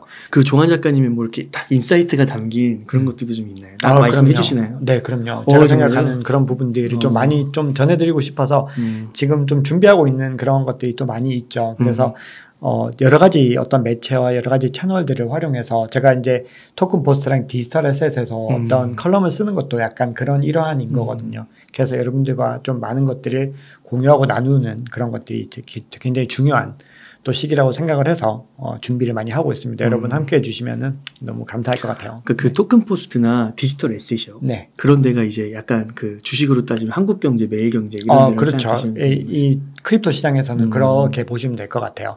이 디지털 에셋은 제가 디지털 에셋 관계자는 아니지만 코인데스크 코리아에 있던 분들이 그대로 옮겨서 만든 거예요. 그래서 그러시구나. 이걸 그냥 우스갯소리로 하드포크했다. 코인데스크 하드포크다. 비트코인처럼 하드포크하신. 그래서 최근에 이 디지털 에셋에서 이제 네이버 프리미엄 컨텐츠를 또 시작을 했어요. 거기서 이제 저도 이제 전문가 필진으로 좀 참여를 하게 되는데 이렇게 오시면은 또 좋은 정보들도 많이 얻으실 수가 있죠. 그래서 여러분들이 어쨌든 좋은 정보들을 정말 좀 유익하게 얻을 수 있는 루트들을 너무 많은 비용을 쓰지 말고 많이 알면은 되게 좋을 것 같다는 생각을 해봅니다. 네. 그래서 댓글로 커뮤니티도 링크도 공유하도록 하겠습니다. 다 공유를 해주시겠죠. 네. 그러면 이제 작가님 또 질문을 좀 드려볼게요. 네. 앞서서 이제 시장의 호재와 큰 흐름, 그리고 천장과 바닥을 확인해 볼 수 있는 그런 것들, 지표들 소개시켜 주셨는데 그 이외에 또 중요 변수 그런 게 좀 있을까요? 네, 일단은 제가 이제 좀 드리고 싶었던 이야기는 이제 규제에 대한 이야기들을 좀 이제 말씀을 드려야 되는데 그 전에 이제 호재라고 할 수 있는 부분들을 조금 더 이제 좀 다른 차원에서 지금까지 이제 봤던 거는 거시경제적인 상황 그리고 어뎨션, 채택에 대한 부분들 그리고 이제 온체인 데이터 이렇게 봤다면 지금 이번에는 조금 다른 얘기를 잠깐만 드리면은 최근에 이제 스택스 굉장히 뜨겁게 상승을 했죠. 알트코인. 네, 그 스택스는 알트코인이긴 하지만 어쨌든 이제 비트코인과 굉장히 연관이 있는. 그래요? 이게 스택스가 이렇게 많이 오른 데는 좀 이유가 있는데 제 그 이유를 여러분들께 간단히 핵심만 전해드리려고 해요. 근데 이걸 꼭 말씀드려야 되는 이유는 비트코인이 또 새로운 전환점을 맞았다라는 평가들을 하는 분들이 많으세요. 이제 그 이유가 뭐냐면 이 스택스가 이제 어떤 거냐면은 예전에 자 보세요. 비트코인의 용도는 이제 화폐의 어떤 결제, 거래를 위한 거죠. 그리고 자산으로서만 가치를 하고 있고 여기서 어떤 서비스가 태어나지는 못했잖아요. 그렇죠? 그냥 대부분은 그냥 화폐 간의 이동들만 일어났던 거예요. 그리고 이 디센트럴라이즈드 앱, D앱을 통해서 어떤 새로운 서비스를 제공한 건 이더리움이었죠. 근데 이더리움의 입장에서 아니면 솔라나의 입장에서도 생각을 해보면 비트코인이 유동성이 가장 크기 때문에 이 유동성을 끌고 가고 싶었을 거잖아요. 그래서 본인들이 고안을 한 게 랩 BTC 같은 거, WBTC나 아니면 솔라나는 SBTC 이런 걸 활용해가지고 이 BTC를 이걸로 바꿔가지고 이제 가져왔던 거예요. 근데 그렇게 하다 보니까 이제 중개자에 대한 이슈들, 중앙화에 대한 이슈들이 있었고, 그리고 굉장히 여러 가지 단점들이 존재했다는 거죠. 근데 스택스가 왜 떴냐 하면 이 과정을 완전히 스마트 컨트랙트로 바꿔버린 거예요. 여기서 중개자 이슈가 없이 탈중앙화 방식으로 가고, 이제 비트코인에서도 이 D앱이 태어날 수 있는 기반을 마련한 거예요. 그러니까 비트코인이 완전히 이제 새로운 혁신의 단계로 접어들 수 있는 기반을 마련한 거예요. 그래서 이 스택스를 뭐 레이어 2라고도 하는데 보통 스택스는 레이어 2, 엄밀하게 레이어 2는 아니고 레이어 한 1에서 2 사이 정도 있는 걸로 보통은 보거든요. 그래서 뭐 레이어 1.5다 뭐 이렇게 얘기를 하기도 해요. 근데 어쨌든 확실한 건 뭐냐면 이 스택스라는 이 존재 때문에 이게 비트코인에서 이제 새로운 서비스들이 만들어질 수 있는 기반이 된다는 거예요. 그래서 스택스가 굉장히 주목을 받았는데 스택스를 떡상시켜버린 이제 하나의 또 프로젝트가 나오게 됩니다. 그게 뭐냐면 오디널스 들어보셨나요? 아니요. 오디널스 프로토콜이라는 게 나왔는데 이 오디널스가 뭐냐면은 이 그 블록체인 네트워크에서 이 비트코인 블록체인에서 이 트랜잭션에다가 뭘 추가할 수 있겠냐면 디지털 아트에 대한 이 레퍼런스를 추가한 거예요. 자, 이 굉장히 사토시 단위로 굉장히 소액으로 이렇게 적용을 할 수 있게 되는데 디지털 아트라고 하니까 뭐 NFT. 없어요. 그렇죠. NFT.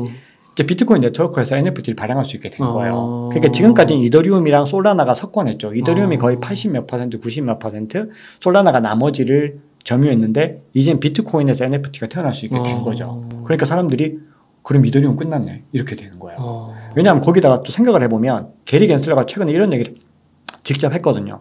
비트코인을 제외한 나머지는 다 증권이다.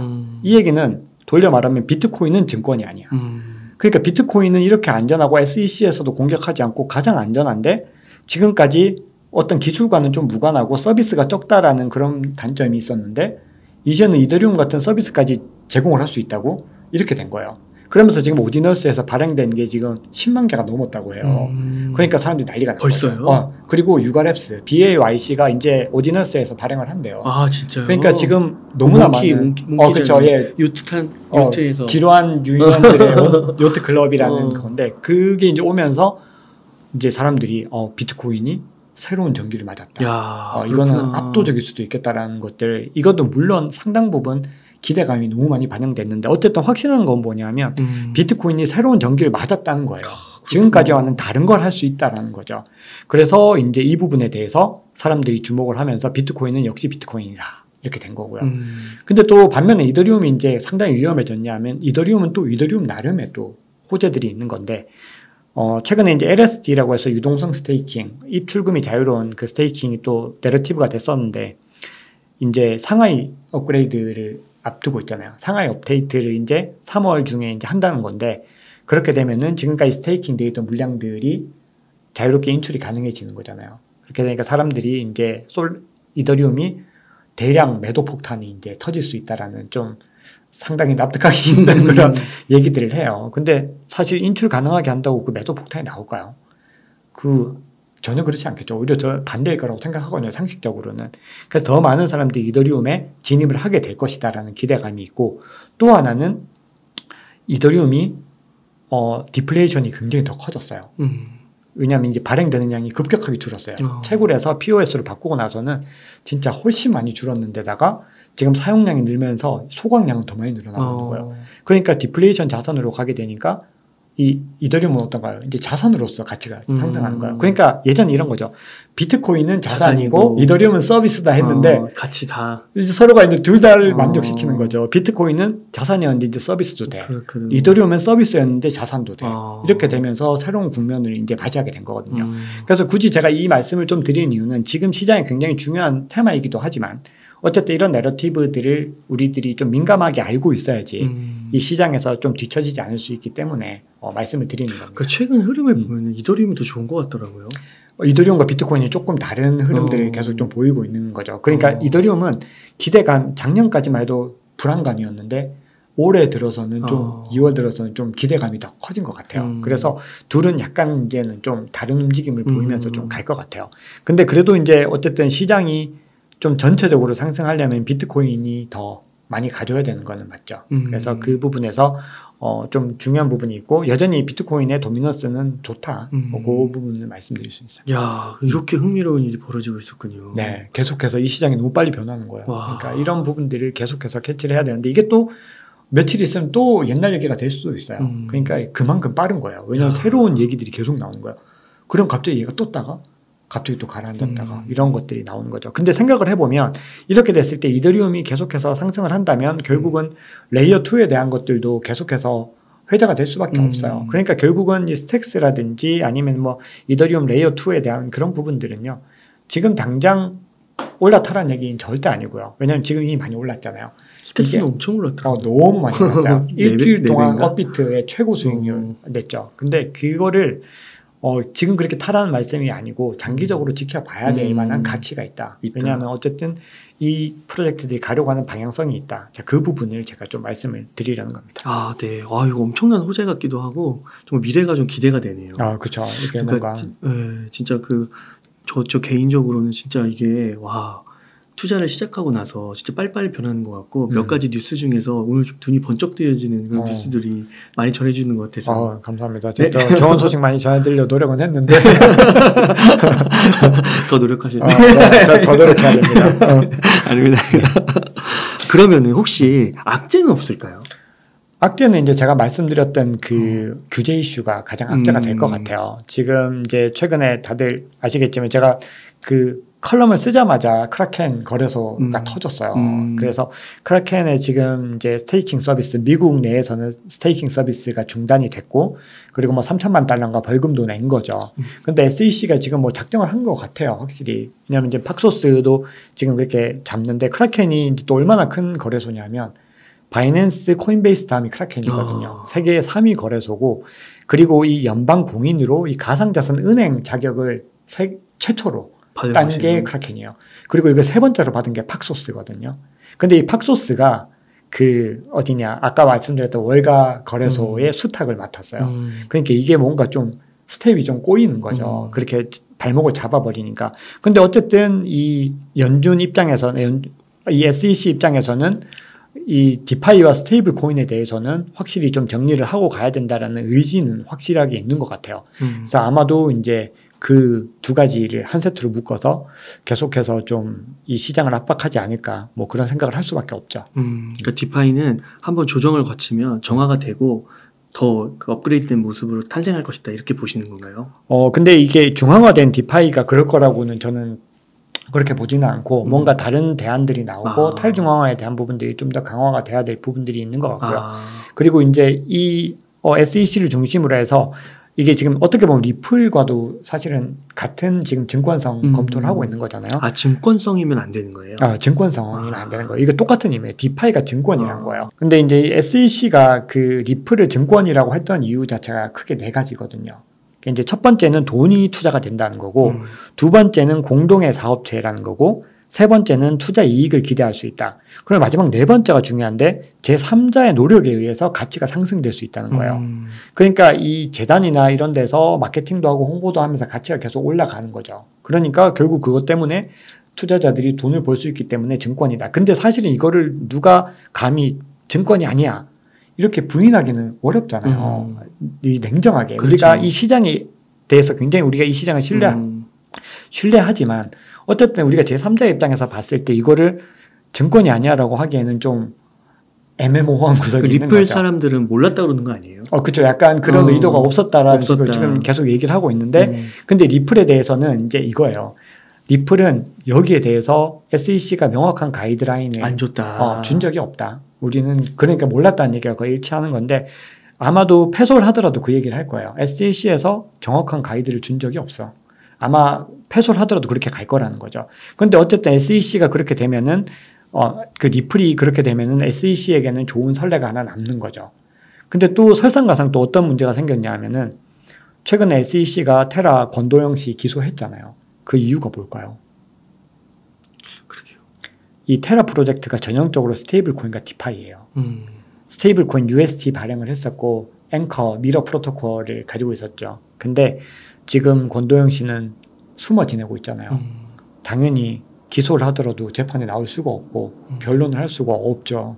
그러면 누가 이길까요? SEC가 이길 수 있는 거죠. 그렇게 되면 SEC는 승리한 선례를 가질 수 있어요. 그렇게 됐을 때는 굉장히 장기적으로 그 부분들이 미 금융당국한테는 유리하게 갈 수 있죠. 왜냐하면은 어쨌든 선례들이 중요하고 우리가 이런 사례로 우리가 이겼기 때문에 그렇죠. 똑같은 당신들은 똑같아. 약간 불문법이잖아요. 그렇죠. 그렇게 되니까 그래서 굉장히 이 규제라고 하는 게 좀 어떻게 보면은 단기적으로 단기라고 볼 수는 없고요. 이 중장기적으로도 좀 봐야 되는 이슈들이 많이 있는 거죠. 그래서 이 결과들을 봐야 돼요. 근데 그렇게 되면 물론 이제 다른 암호화폐도 잘 돼야 되겠지만 비트코인한테는 좋은 거 아니에요? 근데 이제 비트코인한테는 이제 호재일 수 있는데 이 생태계 자체가 함께 좀 살아야 되는 거죠. 그렇죠. 사실 비트코인 하나만으로 보다는 이 산업 자체가 전반적으로 살기 위해서는 다양한 시도들, 뭐 웹3라고 부르는데 그런 시도들이 이어져야 되는 부분들이 있는 거죠. 그래서 결국은 그런 악재가 한 번에 왔을 때 비트코인이라고 해서 그거를 혼자서 정말 독주를 할 수 있을지에 대한 의구심들이 좀 있는 거죠. 그래서 결국은 시장 자체가 전반적으로 살아줘야 된다라는 부분들이 있는 것 같아요. 그리고 만약에 또 그렇게 됐을 때 SEC가 비트코인에게 시비를 걸지 않으리라는 법이 없거든요. 지금은 비트코인은 열애로 두고 나머지 알트코인을 때리고 있지만 이제 알트코인을 조지고 나면은 이제 비트코인 약간 이런 것들도 가능할 수 있거든요. 그래서 지금 시기 자체가 굉장히 규제 이슈와는 뗄 수 없는 그런 시기인 것 같아요. 약간 그 순망치한 이런 거 그렇죠, 듯한 그렇죠. 느낌으로 맞아요. 입술이 없으면 이가 시린다는 그런 느낌으로. 그렇군요. 맞아요. 그러면은 이게 지금 미국 내에서 이렇게 막 어떻게 보면 이렇게 회자가 되는 거잖아요. 네. 그러면은 이게 뭐 우리나라를 포함해서 좀 글로벌적으로 좀 괜찮은 거 아니에요? 지금 현재 이제 SEC에서는 미국 내의 소비자, 투자자들을 보호 대상으로 삼고 있는 건 맞아요. 그래서 지금 SEC에 대해서 미국 내부에서도 반발이 많거든요. JP 모건 같은 경우는 보고서를 내가지고 너무 편견이 가득하다라고 얘기를 했고, 그리고 SEC 내부 관계자들도 비판을 하고 있어요. 거기다가 지금 게리 갠슬러의 지금 행보가 이 샘 뱅크먼 프리드와의 관계를 얻기 위한 거다라는 분석들은 실제로 미국 내 현재 언론들이 하고 있는 거예요. 왜냐하면 둘이 이제 MIT 사제지간이잖아요. 그래서 그런 부분들을 덮으려고 지금 심하게 언론 플레이를 하고 심하게 나와가지고 지금 왜냐하면 SEC 위원장이 이렇게까지 적극적이었던 적이 역사상 있었나 싶을 정도로 심하게 나와서 언론 플레이를 하거든요. 그래서 이런 부분들을 봤을 때 뭔가 좀 석연치 않은 구석들이 있는 건 맞아요. 근데 지금 문제는 뭐냐면 이제 올해 7월이랑 9월에 이제 분수령이 될 텐데 이제 G20에서 이제 뭐가 하나 발표가 된대요. 그게 뭐냐면 이제 세계의 어떤 금융권에서 대장 역할을 하시는 분들이 있죠. 가령 FSB, 금융안정위원회가 가장 커요. 금융 이제 서비스에 대한 어떤 보호 관찰은 이제 1위인 FSB와 그리고 IMF, 국제통화기금, 그리고 이번에 이제 BIS, 국제결제은행까지 셋이서 뭉쳤다는 거죠. 그래서 세 명이서 글로벌 표준안을 만들고 있어요, 지금. 그래서 그게 만약에 부정적으로 나온다라고 했을 때는 시장이 또 어떻게 갈지 모르는 거죠. 근데 IMF는 막 지금 중단해야 된다 이런 얘기 막 하고 있거든요. 그러다 보니까 지금 그 시기까지는 이 규제에 대해서 안심을 할 수가 없는 거예요.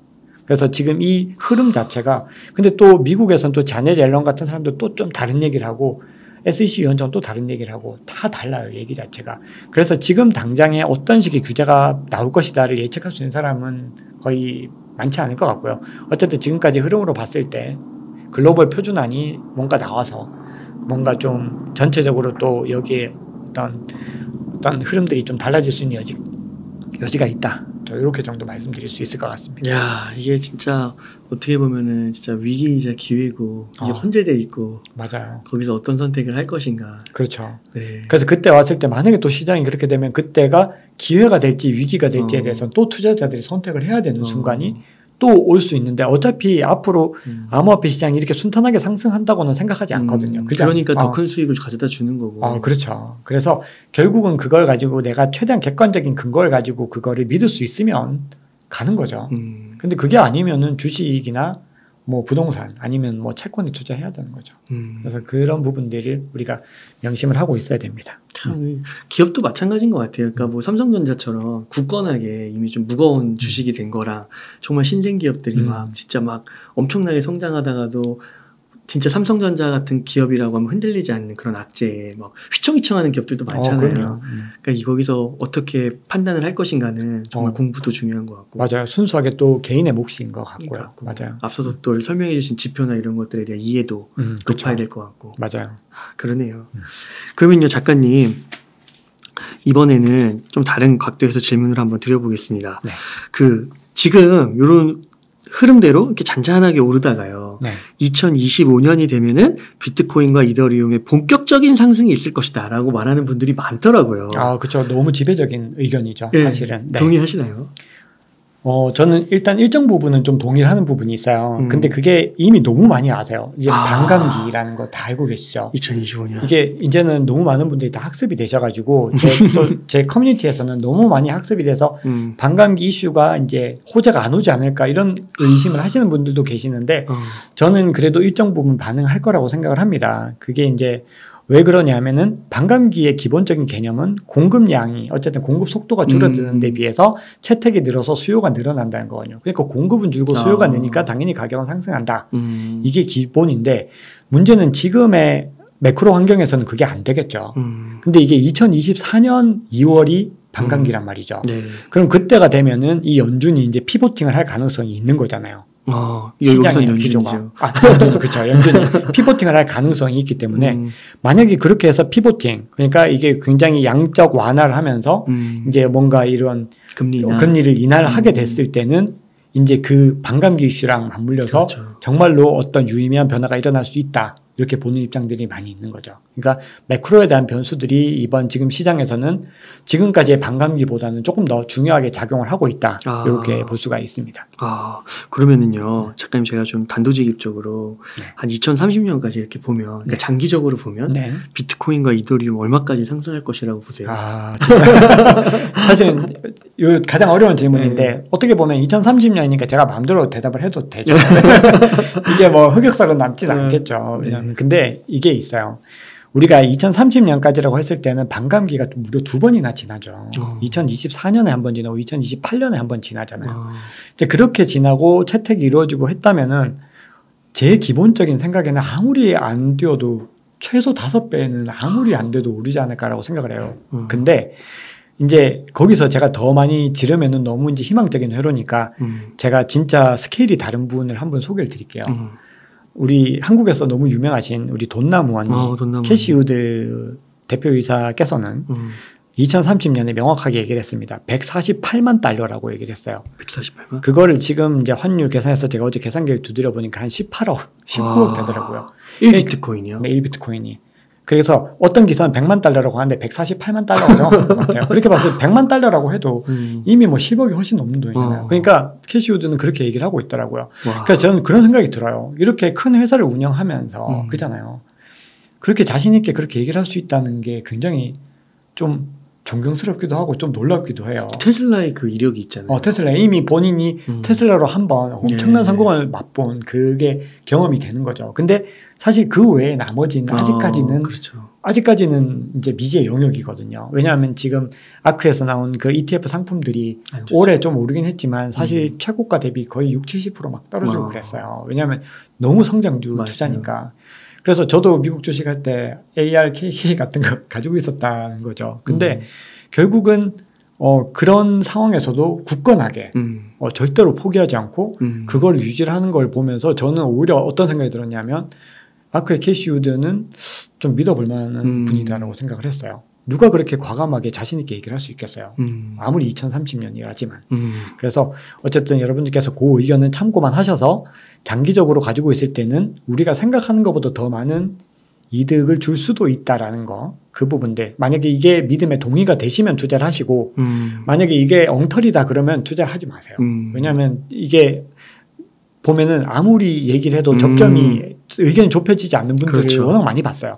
그런 분들은 구태여 비트코인에 투자하지 마시고 훨씬 더 안정적인 그런 미국의 뭐 글로벌 빅테크 기업이라든지 아니면 더 안정적인 가치주라든지 아니면 뭐 그런 자산들에 투자하시는 게 좋을 것 같다고 저는 생각을 합니다. 지금 이런 흐름대로 이렇게 잔잔하게 오르다가요. 2025년이 되면은 비트코인과 이더리움의 본격적인 상승이 있을 것이다라고 말하는 분들이 많더라고요. 그렇죠. 너무 지배적인 의견이죠. 사실은. 동의하시나요?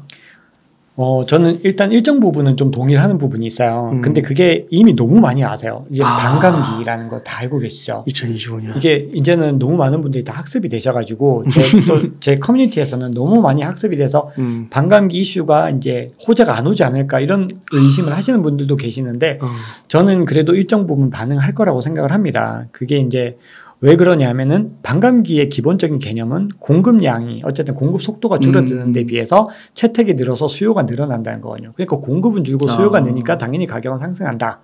이게 기본인데 문제는 지금의 매크로 환경에서는 그게 안 되겠죠. 근데 이게 2024년 2월이 반감기란 말이죠. 네. 그럼 그때가 되면은 이 연준이 이제 피보팅을 할 가능성이 있는 거잖아요. 시장의 기조가. 연준이, 그렇죠. 연준이 피보팅을 할 가능성이 있기 때문에 만약에 그렇게 해서 피보팅, 그러니까 이게 굉장히 양적 완화를 하면서 이제 뭔가 이런 금리를 인하를 하게 됐을 때는 이제 그 반감기 이슈랑 맞물려서 그렇죠. 정말로 어떤 유의미한 변화가 일어날 수 있다. 이렇게 보는 입장들이 많이 있는 거죠. 그러니까 매크로에 대한 변수들이 이번 지금 시장에서는 지금까지의 반감기보다는 조금 더 중요하게 작용을 하고 있다. 이렇게 볼 수가 있습니다. 그러면은요, 작가님 제가 좀 단도직입적으로 네. 한 2030년까지 이렇게 보면, 그러니까 장기적으로 보면 네. 비트코인과 이더리움 얼마까지 상승할 것이라고 보세요? 사실은 이 가장 어려운 질문인데 네. 어떻게 보면 2030년이니까 제가 마음대로 대답을 해도 되죠. 이게 뭐 흑역사로 남지는 않겠죠. 왜냐하면 근데 이게 있어요. 우리가 2030년까지라고 했을 때는 반감기가 무려 2번이나 지나죠. 2024년에 한 번 지나고 2028년에 한 번 지나잖아요. 이제 그렇게 지나고 채택이 이루어지고 했다면은 제 기본적인 생각에는 아무리 안 뛰어도 최소 5배는 아무리 안 돼도 오르지 않을까라고 생각을 해요. 근데 이제 거기서 제가 더 많이 지르면은 너무 이제 희망적인 회로니까 제가 진짜 스케일이 다른 부분을 한번 소개를 드릴게요. 우리 한국에서 너무 유명하신 우리 돈나무 언니, 캐시우드 대표이사께서는 2030년에 명확하게 얘기를 했습니다. 148만 달러라고 얘기를 했어요. 148만? 그거를 지금 이제 환율 계산해서 제가 어제 계산기를 두드려 보니까 한 18억, 19억 되더라고요. 1비트코인이요? 네, 1비트코인이. 그래서 어떤 기사는 100만 달러라고 하는데 148만 달러가 정확한 것 같아요. 그렇게 봐서 100만 달러라고 해도 이미 뭐 10억이 훨씬 넘는 돈이잖아요. 그러니까 캐시우드는 그렇게 얘기를 하고 있더라고요. 그래서 저는 그런 생각이 들어요. 이렇게 큰 회사를 운영하면서 그잖아요. 그렇게 자신 있게 그렇게 얘기를 할 수 있다는 게 굉장히 좀 존경스럽기도 하고 좀 놀랍기도 해요. 테슬라의 그 이력이 있잖아요. 테슬라 이미 본인이 테슬라로 한번 엄청난 성공을 맛본 그게 경험이 되는 거죠. 근데 사실 그 외에 나머지는 아직까지는 그렇죠. 아직까지는 이제 미지의 영역이거든요. 왜냐하면 지금 아크에서 나온 그 ETF 상품들이 올해 좀 오르긴 했지만 사실 최고가 대비 거의 60, 70% 막 떨어지고 그랬어요. 왜냐하면 너무 성장주 맞아요. 투자니까. 그래서 저도 미국 주식할 때 ARKK 같은 거 가지고 있었다는 거죠. 근데 결국은 그런 상황에서도 굳건하게 절대로 포기하지 않고 그걸 유지를 하는 걸 보면서 저는 오히려 어떤 생각이 들었냐면 아크의 캐시우드는 좀 믿어볼 만한 분이다라고 생각을 했어요. 누가 그렇게 과감하게 자신 있게 얘기를 할 수 있겠어요. 아무리 2030년이라지만. 그래서 어쨌든 여러분들께서 그 의견은 참고만 하셔서 장기적으로 가지고 있을 때는 우리가 생각하는 것보다 더 많은 이득을 줄 수도 있다라는 거, 그 부분들. 만약에 이게 믿음에 동의가 되시면 투자를 하시고 만약에 이게 엉터리다 그러면 투자를 하지 마세요. 왜냐하면 이게 보면은 아무리 얘기를 해도 접점이 의견이 좁혀지지 않는 분들을 그렇죠. 워낙 많이 봤어요. 그런 분들은 구태여 비트코인에 투자하지 마시고 훨씬 더 안정적인 그런 미국의 뭐 글로벌 빅테크 기업이라든지 아니면 더 안정적인 가치주라든지 아니면 뭐 네. 그런 자산들을 투자하시는 게 좋을 것 같다고 저는 생각을 합니다. 그러니까 이게 그런 것 같아요. 그 댓글에 이거 사기다. 뭐 실제적인 가치나 뭐 실물적인 그런 것도 없는데 여기다가 왜 투자를 하냐 사기다 막 이렇게 많죠. 너무 많더라고요. 생각보다 굉장히 많으시더라고요. 되게 설득이 잘 안 되는 거죠. 그러니까 전통적인 자산에 대한 그 평가 기준들, 근데 사실은 그렇게 말씀하시는 분들도 전통 자산의 가치 기준들을 명확하게 적용하시지도 않으시는 분들이 많아요. 왜냐하면 이건 제 경험인데 그래서 자꾸 그렇게 얘기를 해서 제가 이제 얘기를 해봤죠. 그러면은 가치 투자할 때 뭐 어떻게 적용하냐 그러니까 그냥 산다는 거예요. 그러니까 사실은 알고만 있는 거예요. 주식 투자할 때는 굉장히 주식을 볼 수 있는 펀더멘털이나 밸류에이션 모델이 좀 더 정확하다라는 관념이 있어요. 근데 이 비트코인이나 암호화폐는 그런 게 없다. 물론 일정 부분 사실이기 때문에 일정 부분 동의할 수밖에 없는데 대신에 다른 평가 기준들이 있다는 거거든요. 그래서 그 부분들에 대해서 어떤 타협점을 찾지 못하면은 과감하게 투자를 안 하시는 것들을 추천을 드려요. 앞서서 그 작가님께서 말씀해 주신 그런 어떻게 보면은 통화를 중심으로 둔 패권 전쟁이라든지 제3세계라고 하긴 뭐래 브릭스 같은 국가들이 왜 암호화폐 이런 걸 채택하는지 그런 뭐 지정학적인 그런 것들도 한번 공부해 보면은 되게 좋을 것 같아요. 네, 굉장히 흥미로운 주제예요. 진짜 너무 재밌는 주제고. 그러니까 그런 걸 공부 안 하면은 안 하고 그냥 무조건 사기라고 하기보다는 한번 읽어보고 진짜 아닌 것 같으면 그때 가서 판단해도 늦지 않지 않을까. 맞아요. 제가 그 코인데스크 필진 중에서 굉장히 좀 이분 글을 유심히 보는데 마이클 케이시라는 분이 계세요. 근데 그분이 쓴 책을 보고서 저는 비트코인에 대해서 확신을 좀 가졌는데 네. 이제 그런 거예요. 지금 우리는 한국에 살고 있기 때문에 비트코인이 어떤 사람들의 삶에서 어떻게 쓰임새가 있는지를 이해를 할 수가 없어요. 이해를 할 수가 없죠. 우리나라처럼 금융이 잘 돼 있는 나라에서 그게 왜 필요하겠어요. 근데 진짜 뭐 아프가니스탄이라든지 뭐 제3세대 터키, 레바논 막 그렇죠. 이번에 다 난리 났는데 결국은 암호화폐가 대안이라는 얘기들이 막 기사가 나오고 그걸 통해서 자기의 자산들을 그렇게 하는 모습들을 보면은 결국은 우리는 알 수 없지만 이 지구상에 너무나 많은 곳에서 그게 필요하다는 거거든요. 그래서 이제 오태민 작가님 말씀하셨듯이 지정학이라는 얘기를 하는 것도 거기에 있고, 근데 마이클 케이시의 책에서도 그런 얘기들이거든요. 그리고 이게 그 또 흥미로웠던 게 뭐냐면 이 사토시 나카모토가 이 비트코인을 처음 만들었을 때 사람들이 이거를 뭐 썼겠어요? 당연히 안 썼는데 이거를 사토시 나카모토가 쓰게 하려고 했던 노력들 그 과정들이 나와요. 진짜 아주 궁상맞은 과정들이 많아요. 사람들한테 메일 보내서 한 번 정도 써보셔도 괜찮지 않을까요? 뭐 이렇게 얘기를 한다고요. 근데 그렇게 했던 게 이렇게 된다는 거는 이 시대의 어떤 흐름과 부응되지 않으면은 못하죠. 불가능한 거죠. 이게 하루아침에 폰지 사기처럼 된 게 아니에요. 아름 계속 이렇게 해서 성장을 해왔다는 15년 거거든요. 동안 살아남은 거죠. 살아남은 거죠. 지금까지 그동안에 그 진짜 중요한 말씀을 해주셨어요. 사실 제가 마지막에 드리고 싶었던 게 뭐냐면 스트레스 테스트라는 얘기를 하잖아요. 비트코인이 지금까지 망할 뻔했던 게 수십 번, 수백 번이에요. 근데 그걸 살아남았잖아요. 그럼 비트코인은 엄청난 자산인 거죠. 그리고 리플이나 이더리움도 지금 스트레스 테스트를 하고 있고 그래서 이 과정들을 살아남은 코인들을 선택하는 것도 투자에서 하나의 전략이 될 수 있거든요. 여러분들 그것도 굉장히 주목해서 보시면 좋을 것 같아요. 네. 그러면 다시 또 현실적인 질문. 네. 암호화폐 투자의 포트폴리오를 꾸린다면 지금 종환 작가님께 1억이 있습니다. 어떻게 투자하시겠네요? 저는 지금 시기에서는 일단 비트코인을 최대한 많이 늘려가야 된다는 게 변함이 없어서 최소 비트코인 최소 50 그리고 이더리움 30 그리고 나머지 20은 기타 알트코인에 좀 자유롭게 투자를 해보시는 걸 추천을 드리고 그리고 시장이 이제 좀 전환이 되면서 뭔가 비트코인 도미넌스가 굉장히 높아져서 우리가 이제 흔히 얘기하는 상승장 초입으로 가는 상승장 초입으로 가면은 비트코인 도미넌스가 높아지는 거예요? 높아져요. 지금까지의 3번의 경험에서는 똑같이 그랬어요. 왜냐하면 비트코인 도미넌스가 굉장히 높아지면은 이 돈들이 이제 알트코인으로 이동하기 시작해요. 왜냐하면 사람들은 이게 시장이 뜨거울수록 수익이 높아지는 걸 원하기 때문에 그때부터 이탈해서 알트코인으로 가요. 그래서 이더리움으로 먼저 가고 그 다음부터 메이저 알트 가서 그리고 마지막에 잡 알트코인들 있죠. 우리가 미국 주식도 마찬가지였어요. 한창 불장일 때 페니 스탁이라고 하죠. 페니 완전히 그냥 잡코인들이 엄청나게 펌핑이 됐거든요. 그때까지 내려가면은 이제 시장은 끝난 거예요. 그건 시즌이 마무리되는 겁니다. 그러니까 처음에 이제 비트코인 도미넌스가 최대한 가서 거기서 이제 뭔가 변화되는 조짐이 보이면 그때는 이제 알트코인을 좀 매입을 해가지고 이걸 또 빨리빨리 팔아야 돼요. 알트코인은 너무 오래 가지고 있으면은 장기적으로 막 큰 이득을 이렇게 주지 못하더라고요. 근데 그거는 물론 메이저 알트코인은 또 제외입니다. 그렇게 해서 수익을 최대한 거두셔서 이거를 또 이제 안전한 또 비트코인, 이더리움에 또 옮겨 타고 이런 과정들을 계속해서 이제 반복을 하면서 장기적인 이제 포트폴리오를 채워 나가셔야 되는 거죠. 그래서 그런 부분들 잘 염두에 두시면 좋을 것 같아요. 이거는 절대 추천은 아니고 막 투자 추천은 아니고 좀 눈여겨 보시는 알트코인 몇 가지만 얘기해 주시면 안 돼요? 조심스럽게. 조심스럽게. 저는 아까 말씀드렸던 지금 스택스 보고 있고요. 그러니까 보편적인 말씀을 좀 드려야 될 것 같아요. 왜냐하면 굉장히 많은 코인들을 보고 있는데 이거를 말씀을 드리기에는 굉장히 제한되는 게 제가 또 커뮤니티에서 어떤 걸 봤냐면은 이게 말씀드리는데 바로 사시더라고요. 그러니까 그러면 안 돼. 근데 되게 많으세요. 그래서 그렇게 되면은 이게 타이밍이 있고 그리고 어차피 펀더멘털이 확보되지 않은 상태에서 그렇게 되면 안 되는 거잖아요. 그래서 제가 생각하는 코인들 중에서 늘 이제 말씀을 드리는 건데 어쨌든 시가총액 탑 30위 안에 있는 알트코인을 먼저 보시고 그리고 내러티브 상으로 이제 스택스도 굉장히 많이 올라서 시가총액 엄청 높아요.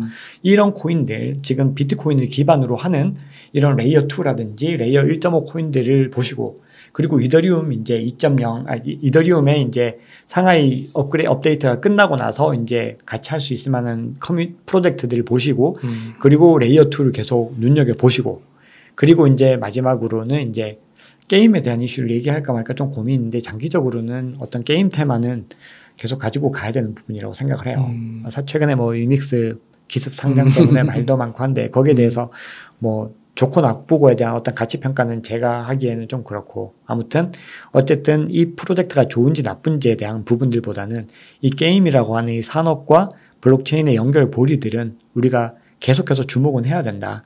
왜냐하면 어떻게 보면 그것 때문에 레이어 2가 또 같이 동반 상승을 또 하게 돼요. 왜냐하면 트랜잭션이 굉장히 많아질 테고 그렇게 됐을 때 굉장히 이 블록체인이 번잡해질 거고 그렇게 되면 레이어 2의 역할은 더 커지거든요. 그러니까 결국은 그런 연결고리들을 다 함께 봐야 되는 거죠.